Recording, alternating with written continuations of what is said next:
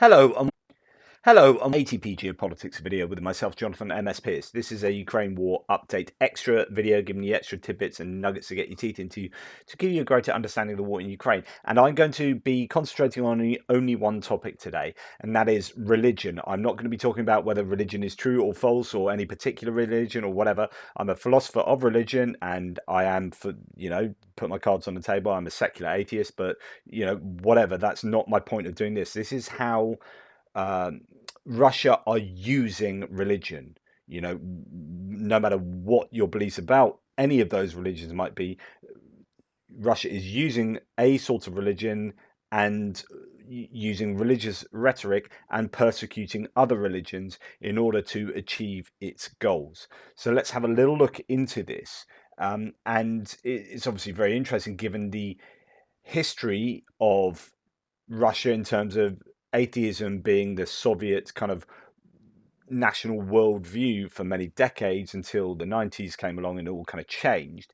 And now there's been this flip back to Putin embracing the Russian Orthodox Church and Christianity being a major important part, at least for the identity of Russia, if not for the actual observance of the population. Now, let's just, as an introduction to this, look at this. So Timothy Snyder, historian of the region, says this is a Christian fascism offered in a less vulgar form by the Russian philosopher Ivan Ilyin. His reinterpretations of the Bible are now the stuff of mass propaganda. What's he referring to? Well, Julia Davis here does a translation and we'll just dip into this. Meanwhile, in Russia, she says, just in time for Easter. So this is, in fact, most of the sources I'm going to be dipping into are from a few weeks previously. NTV released another lesson from Zakhar Prilepin, wanted in Ukraine on terrorism charges. He's a writer, with his loose interpretation of biblical verses, with attempts to justify wars and the killing of innocents. Of course, the thing about any religious text, whether it be the Quran or the Bible, whatever, you can trawl through it and find whatever you want to justify whatever you want. You can take things out of context, or you can take things as truly as they are, depending on how you interpret those texts. And here we have an example of someone using the Bible for their own ends and agenda. I'll read out the subtitles to you because I know that a lot of people are listening and not watching. So here goes. We often perceive Christianity as the preaching of humility and even the compulsion to surrender to any opponent. But as one priest told me, the Saviour says, turn the other cheek. He doesn't say to offer up your butt cheeks. Interesting. The Saviour has granted a man the freedom of choice. Free will presupposes action. That the choice between good and evil is proactive. It isn't easy. This choice is the highest form of man's freedom gifted by the Creator. Okay. So he's going full on into religion and philosophy here. I will contest that libertarian free will actually exists. I've written a book on the matter. I give talks on that. That's a whole different philosophical kettle of fish. But anyway, I would just contest what he's saying here. But let's put aside philosophy. The Lord has commanded you to forgive your enemies, but he would never command us to forgive the enemies of God. So what he's doing here is he's taking ideas of forgiveness, say, right, God, and in Christianity, you have this core component of forgiveness, but then he's like twisting that and saying, yeah, but because he of course speaks on behalf of God here. He says, but God would never command us to forgive our enemies or the enemies of God. It's like, well, what else is forgiveness for? Turn the other cheek.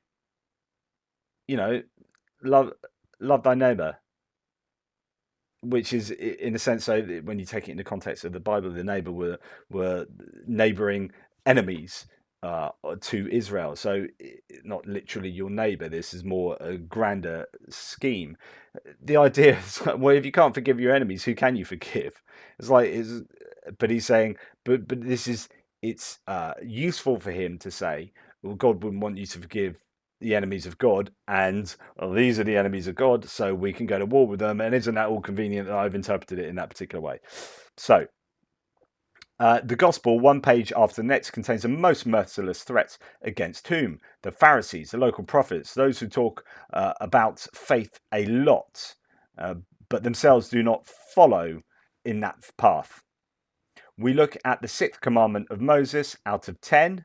It says, "Thou shalt not kill." However, in the 5 books of Moses, more than that, in the same book of Exodus, the penalty for a number of crimes is death. For example, whoever strikes their father or mother shall be put to death. It should be understood not only literally, but also in its broader sense. To strike your fatherland, with its root word being father, is the same as to strike your father. Russians who have rejected their Russian name are traitors of their kin, their fathers and mothers. Now, this is what he's doing here is he's picking out anything that's useful for him, and I would argue there are contradictions in the Bible, and that then plays really nicely for people who want to pick out verses that really suit their agenda. Forget the verses that go against that. There might be natural contradictions, or these are things that need to be taken allegorically or symbolically in one sense, or more literally in another. But if you want to just pick things to suit your own agenda, it's relatively easy to do. He goes on to say, some will say this is a loose interpretation. God be with you. This is the most rudimentary interpretation. This is how it's written. This is how I read it. There is your important admission there. It's how I read it, so therefore it's true. The Lord didn't command us to turn the other cheek to Satan. The most important book says nothing about it. In the Old Testament, military service is considered as a high responsibility before God. The book of Genesis says, whoever sheds the blood of man, by man his blood will be shed. For man is made in the image of God. So the meaning of this quote is the opposite. If you do the unthinkable, if you offend the Lord with your deeds, you must be killed, and a man will kill you, because there is no one else to do it. The man himself has to deal with the problem of evil on earth. The great teacher of the church, John Chrysostom, writes, if someone has to kill according to the will of God, then this killing is better than any benevolence. But if someone will spare another and show benevolence against God's will, this mercy is more of a crime than any murder. So if you're forgiving and that's against the will of God's forgiveness, then that's the worst crime of all. It's worse than any murder. And he's basically just trying to contrive a way to argue that the Ukrainians shouldn't be forgiven, and therefore you can exact any amount of brutality on them. You're hearing this, right? He says. Mercy will be more of the crime than murder. We can't say that Christ blessed the military service, but he didn't wholly condemn it either. He taught love and not bloodshed. War is a thing of blood, torment, destruction, and death. The business of the military is preparing for war. Yes, war is unavoidable and necessary. So he's all over the shop really here, but not every war and not always. But there are wars that are spiritually justified, and I can guarantee it just so happens to be the war that he's advocating for, of course, and morally necessary. The soldier, like a government official, is carrying a weapon to defend a righteous, necessary, and holy cause, the cause of his fatherland, of his motherland. The weapon is not his only, but his final argument of national defence. This argument has to be prepared. The army is preparing it. This argument consists of the fact that there will be people able to defend life and spiritual heritage of their people. For this, they can die while killing and kill while dying. I mean, this is the most bloodthirsty theology I have ever heard. He may spill the blood of an innocent, good person. This blood spatter remains not only on his clothes and on his hands, but also on his whole. To the ones who remained on the home front and are pulling their weight at their job, carrying their cross at home, here is your task. Pray for those who are risking not only their body, but their soul. A soul can be wounded too. Mend a soldier's soul with your attention and care. Don't turn away from it. I could literally contest everything he's saying there from a philosophical point of view, from a theological point of view, from all sorts of different positions. However, the point is that here is a guy saying this on television to the nation. And here we have religion being utilized as a form of propaganda, as a form of justifying brutality and war. Because at the end of the day, if you claim, or if supposedly any action has divine codification, right, then you can't get any greater justification in human conception than that, is the idea here. So do you know what? If God sanctions this war, then who are we to argue? And look, I'm telling you, God sanctions this war because of all my nonsense fluff I'm telling you, and therefore we can go and commit war crimes in Ukraine. Job done. Off ski. Let's go. Let's go and brutally murder and kill people. And you know what? We shouldn't even forgive these people that we're killing, because that would be offending God. It'd be even worse than murder. So anyway, that's the kind of stuff that we're starting to see. We are seeing Putin in his annual address reference theology and belief and Christianity multiple times. That would have been unheard of 20, 30 years ago, 40 years ago, sorry, in the Soviet regimes. But now we have Putin getting into bed with religion. I'll signpost you to a previous video I've done on my Atypical Philosopher channel. So you can find it on my Atypical Philosopher channel. It's called Russia, Putin, Propagandist, Religion and Gods. And it looks into how Putin and Russia have used religion over the years, increasingly so. And this is kind of building on that. But I'm going to look at more at what they're doing in terms of persecution and even arguably genocide with regard to religion. So moving on from this understanding that, yeah, they are getting into bed with religion, they are using religious rhetoric, and we're going to move on to talking about how that is implemented. But before we do that, let's just get a few more examples from Julia Davis again. She's written this piece for SEPA called God's Propagandists. I've shared this with you before. I'm just going to delve into a few more excerpts here that give you a flavour of what the propagandists are saying. Here, so just a few quotes out that. Nikonov, a grandson of Stalin's foreign minister, he's a deputy of the State Duma, so in the parliament, has claimed, quote, "In the modern world, we are the embodiment of the forces of good. This is a metaphysical clash between the forces of good and evil. This is truly a holy war we're waging, and we must win." Kadyrov has claimed that the war is that they are fighting a holy war. Ramzan Kadyrov, the Chechen militia leader, warlord. Vladimir Solovyov, who is a famous propagandist. He's actually an observant Jew, apparently, although I do wonder with some of the things he said. Publicly describing Russia's war as a jihad. During his program Full Contact, the host declared, "This is a jihad, this is a jihad, this is a holy war." But Davis goes on to say most Russians are not overly religious, with church attendance sparse. Only 6% attend church regularly. Most propagandists, many of them raised in the atheist Soviet state, are not only irreligious, they openly admit this, while at the same time peddling the idea of a holy war against Ukraine and the West.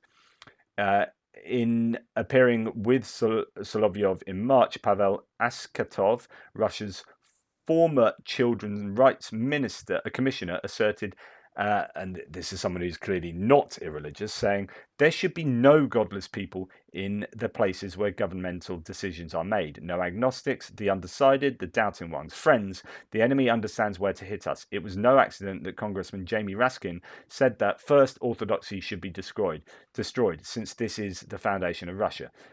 Reality is that Jamie Raskin never did say that. It was an attribution originating from Tucker Carlson's Fox News show, and he never actually said that, but they picked up on that and used it.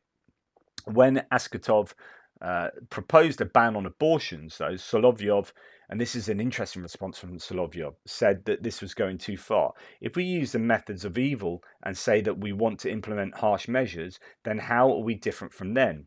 Askatov argued, we're different because we're on the good side. And then Solovyov, this is really interesting, said he replied with a surprisingly lucid argument, apparently without realizing that his words also applied to Russia's genocidal war in Ukraine. He said, if we're using evil methods, what makes us think that we're still on the good side? He added, this is what the Inquisition was based on. They believed they were on the good side, but they committed such horrible evil. In all the Crusades, they believed they're on the side of good, but look what they've done. Well, yeah, you guys believe you're on the side of good. Look what you're doing. And indeed, this then goes back to our friend here that was just translated by Davis, talking about basically that kind of moral justification, which leads him to conclude he's good, he's doing God's work, and that involves, brutalizing Ukraine. Okay, let's go on to the Institute for the Study of Wars report back from April the 9th, which is really, really good. It's quite long. There's a lot to it. It's when they didn't do a daily report, I think, and they did this instead. Now, I'm going to just pick out some pertinent paragraphs. I do apologize, there's a lot of me reading, but let's get through it. Russian occupation authorities are likely conducting a campaign of systematic religious persecution in occupied Ukraine. Since Russia's full-scale invasion in Ukraine in February 2022, Russian soldiers or occupation authorities have reportedly committed at least 76 acts of religious persecution in Ukraine. Russian authorities have closed, nationalized, or forcibly converted at least 26 places of worship to the Kremlin-controlled Russian Orthodox Church of the Moscow Patriarchate. So that is OCUMP, it's abbreviated as, I think. Killed or seized at least 29 clergy. Oh no, that's something different. Killed or seized at least 29 clergy or religious leaders, and looted, desecrated, or deliberately destroyed at least 13 places of worship in occupied Ukraine. These cases of religious repression are not likely isolated incidents, but rather part of a deliberate campaign to systematically eradicate undesirable religious organizations in Ukraine and promote the Moscow Patriarchate. The study contains only a small subset of all reported Russian religious persecution events against religious groups in Ukraine. For example, what the study that they're talking about does not include 2014 to 2022 persecutions, and there are, that's widely reported on elsewhere. Russian authorities systematically repress religious liberty in Russia as a matter of state policy. So if you are interested in freedom of religion, not freedom from religion, freedom of religion, then this should be a worry to you. Russian President Vladimir Putin ratified the Yarovaya law in 2016, requiring all religious organizations and churches in Russia to be registered with the Russian government. The law bans missionary activities, broadly defined as preaching, praying, disseminating religious materials, and even answering questions about religion outside of officially state-approved sites under the pretense of precautions against extremism and terrorism. The Russian government refuses to register undesirable religious organizations it seeks to suppress. Since 2016, Russian authorities have used the Yarovaya law's sweeping provisions to prosecute American Baptist and Pentecostal missionaries operating in Russia, outlaw most Mormon missionary work, and burn foreign distributed Bibles not properly registered with the state. Russian authorities have persecuted several other Russian religious minorities, including members of the International Society of Krishna Consciousness, Falun Gong members, Seventh-day Adventists, Jehovah's Witnesses, Roman Catholics, Presbyterians, Methodists, Old Believers, Pomorian Old Orthodox, Lutherans, and Ukrainian Reformed Orthodox Church, and a branch of Russian Orthodox Church outside of Russia, ROCOR.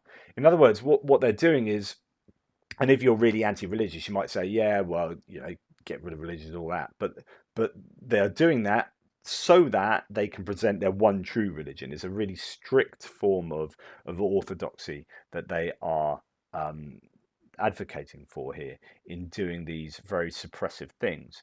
Russian authorities jailed at least 48 Russian Jehovah's Witnesses in 2022, arrested and deported 2 American Mormon missionaries in 2019, and fined a Sochi-based Buddhist leader for organizing collective meditation for about a dozen people in 2019. Russian authorities have also targeted Russian Muslims for illegal missionary activities, despite the fact that Islam is illegally recognized as one of Russia's traditional religions, along with Russian Orthodoxy, Judaism, and Buddhism. So, because Russian Federation is such a huge country geographically speaking, you've got a load of places, particularly further east or southeast, and some of the satellite countries of the former Soviet Union, and indeed their Chechen allies are, Muslim. So this is not this is somewhat controversial as it's very controversial as a state-run project. Russia is exporting its state policies of systematic religious persecution to Russian-occupied Ukraine. The Kremlin annexed Donetsk, Luhansk, Kherson, and Zaporizhia, and they've been doing this kind of activity and outlawing undesirable organizations since they have been in charge of those places, and even before in terms of those annexed in 2014. Russian occupation officials have been repressing Ukrainian religious, indeed, communities in proxy republics in eastern Ukraine and in illegally occupied Crimea since 2014, as I was saying. Moscow's religious persecution campaign seeks to eradicate the Autocephalous, that's Independent Orthodox Church of Ukraine, OCU, which Moscow views as schismatic, despite the decision by the Ecumenical Patriarch of Constantinople in 2019 granting the Ukrainian Orthodox Church its independence from the Moscow Patriarchate. Russian occupation authorities are likely systematically eliminating OCU churches in occupied Ukraine. ISW's research found that 34% of the reported persecution events targeted the OCU, making it the single most targeted religious group. The high percentage of persecution events aimed at the OCU is not surprising on the one hand because it's the most popular confession in Ukraine. It is surprising on the other hand because the Kremlin has been posturing as the defender of Christianity in general and Eastern Orthodoxy in particular. Witness reports indicate that Russian authorities are seemingly targeting the OCU for its Ukrainianness. The Russians pursued such targeted attacks on the OCU even during the short-lived Russian partial occupation of Kyiv Oblast early in the war, suggesting that this targeting was an intentional component of the Russian invasion from the outset. And then it sort of talks about different examples of this. I'll just pick out one. 6 Russian FSB agents raided an OCU church in Melitopol, detained and deported its priests, and conducted the liturgy in the Ukrainian language, for conducting the liturgy in the Ukrainian language, and then closed the church in November 22. Russian authorities have converted several OCU churches in occupied Ukraine to the Moscow Patriarchate. The full extent of Russian efforts to forcibly convert Ukrainians in occupied territories in Russian Orthodoxy to Russian Orthodoxy is unclear. So there is definitely a very obvious agenda to particularly persecute the Ukrainian Orthodox Church as a form of wiping out, one would assume, Ukrainian identity. It's in line with basically all the other things they're doing. Russian occupation forces have also targeted other denominations that are distinctly culturally Ukrainian. So there are other Ukrainian churches that get particular attention from the Russian brutal occupation. Russia's campaign also represses Ukraine's Protestant minority. Protestants were victims of 35% and 48% of the reported persecution events in occupied Kherson and Zaporizhia Oblast, respectively. Protestants suffered 2/3 of the reported repression events in occupied Mariupol city. So they have been the recipients of quite some persecution. Witness reports indicate that Russian soldiers' conduct towards Protestants in occupied Ukraine is brutal. The Institute's rector, so this is an evangelical Baptist organization, The rector stated that the Russian soldiers repeatedly harassed the Baptists, calling them American spies, sectarians, enemies of the Russian Orthodox people. One Russian officer reportedly told workers at the institute, "Evangelical believers like you should be completely destroyed. A simple shooting will be too easy for you. You need to be buried alive." And another Russian soldier reportedly said, "We will bury Baptist sectarians like you." Congregants reported that armed Russian soldiers interrupted their worship service and stated, and this is in Zaporizhia, "Your feet will not be here after the referendum. We have only one faith, Orthodoxy. Russia's Yerevan law does not recognize Protestantism as a traditional religion and imposes regulations on its practice." You know, when you hold the keys to the proper, true religion, it's just there's no freedom of thought. This is not what liberal countries do, and I mean liberal in the classic sense of just having the autonomy to do what you desire to do. Um, and yeah, Russia is clearly antithetical to that notion. Russia's systematic religious persecution supports a larger Russian campaign of cultural genocide against Ukraine. Ethnic cleansing has not been specified as a crime under international law, but the United Nations Commission of Experts has described ethnic cleansing as, quote, "a purposeful policy designed by one ethnic or religious group to remove by violent or terror-inspired means the civilian population of another ethnic or religious group from certain geographic areas." The Convention on the Prevention and Punishment of the Crime of Genocide declares that genocide includes, quote, "acts committed with the intent to destroy in whole or in part a national, ethnical, racial or religious group," end quote. This definition aligns with the Russian efforts to eliminate undesirable Ukrainian religious groups in occupied Ukrainian territories. Russian deliberate attacks and vandalism against places of worship in occupied Ukraine may also constitute war crimes.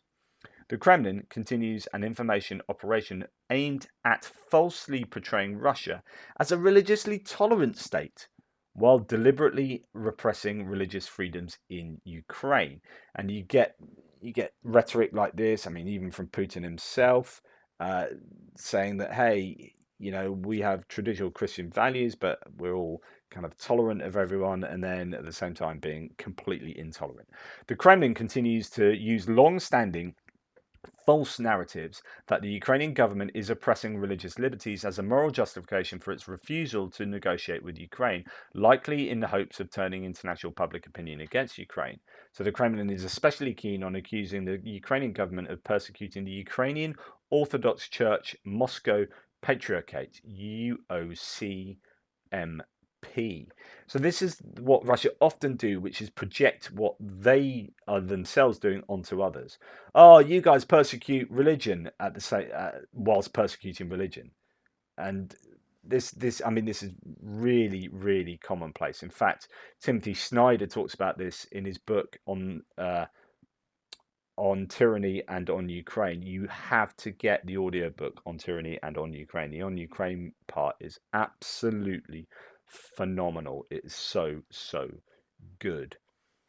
The UOCMP, so this is like the Russian version of the Ukrainian church, is not an independent religious organization, but rather an extension of the Russian state and an instrument of Russian hybrid warfare. The UOCMP is the Kremlin-controlled Russian Orthodox Church's subordinate element in Ukraine. The UOCMP provided material support for Russia's initial invasion of Crimea and eastern Ukraine in 2014.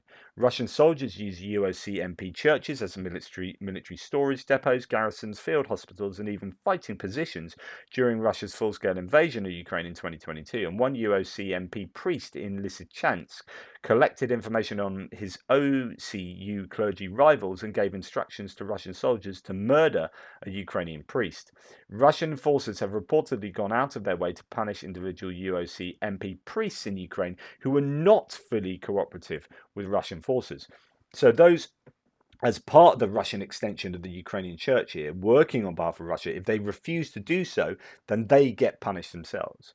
So in Russian troops reportedly searched the UOCMP Alexander Nevsky Cathedral in Melitopol in February 2023 to register UOCMP priests who refused to pray for the Russian military's success in Ukraine or for Russian Orthodox Church head Patriarch Kirill's health.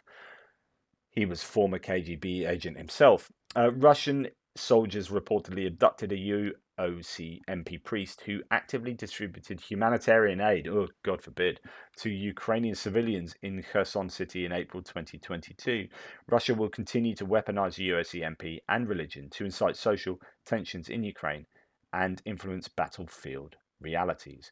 And there is more. There's lots more to talk about there, but that's broadly the nub of it, which is not only are we seeing this growth of persecution, not only are we seeing this growth in rhetoric from the Russian state, from the Kremlin, from Putin, from people, from public figures, propagandists, such that the war is being justified as a holy war, and religion is being co-opted as a moral justification, or theology is being co-opted as a moral justification for brutal war and indeed arguably war crimes.